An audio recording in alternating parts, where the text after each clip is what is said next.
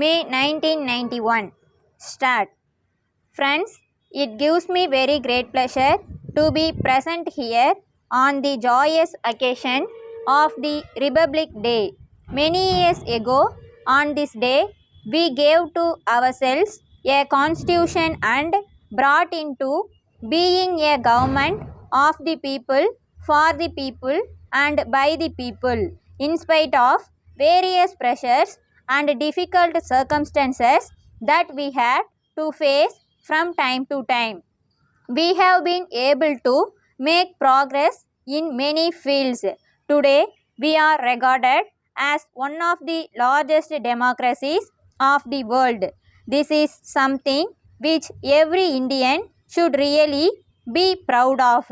I think that this is a proper occasion for us to assess what we have done till now for the development of the country.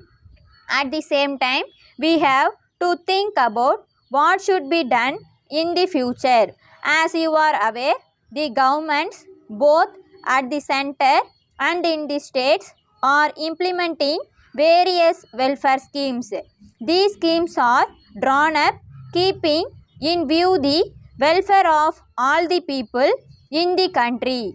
But the main objective of most of these schemes is to ensure a better standard of living for those who are at present living in poverty. However, doubts arise every now and then whether the entire benefits of the measures undertaken by the government have reached the poor people, especially in the rural areas all over the country. Of course, there are various agencies of the government which are made responsible for the effective working of these schemes, but the success of the various plans launched by the government depends to a large extent on the cooperation of the general public. The welfare of the country as a whole should be kept in view above all other considerations. We should not at all give room for differences arising among the people on the basis of class, caste, religion, and region. Every man or woman should care for the well-being of others in the society instead of keeping in view his or her own selfish interests.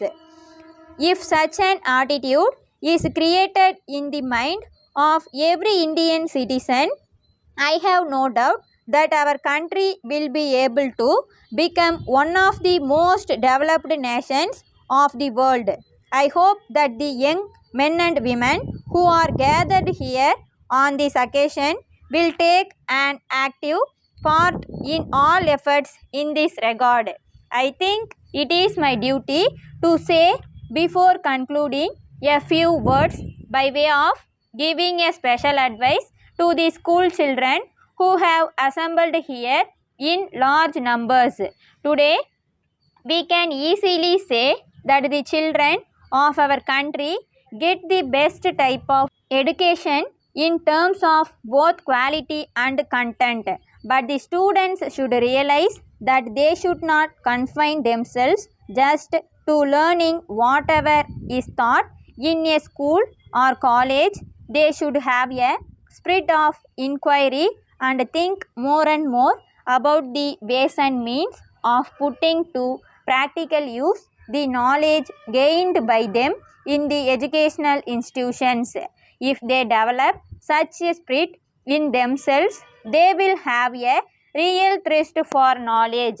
When they have this thirst, they will go in search of new areas of learning and in course of time become experts in their fields of study.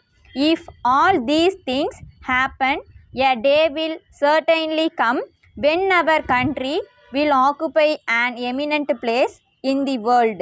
Therefore, every student should cultivate the good habit of going deep into every fact that he or she comes across in the course of the process of learning.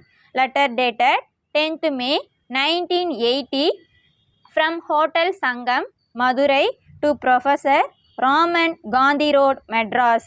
Dear Sir, we thank you for your letter of the 5th instant. In accordance with the details given in your letter, we have reserved the rooms for the stay of the delegates who will be attending the seminar on society to be held here next month. During the course of the telephonic talk with you had with our manager this morning, you mentioned about the travel arrangements for the delegates. In this connection, we have spoken to the people in the travel agency who have their office in our premises.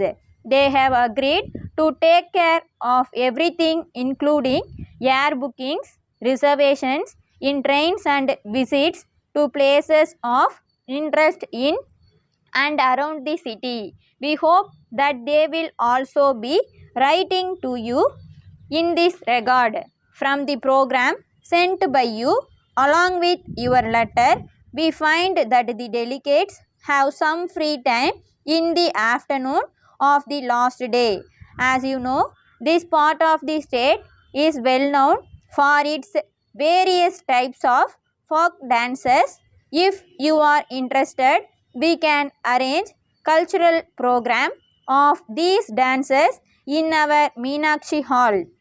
We are sure that the visitors will enjoy the program and carry happy memories of their stay in this historic city. We look forward to hearing from you in this regard. Yours faithfully.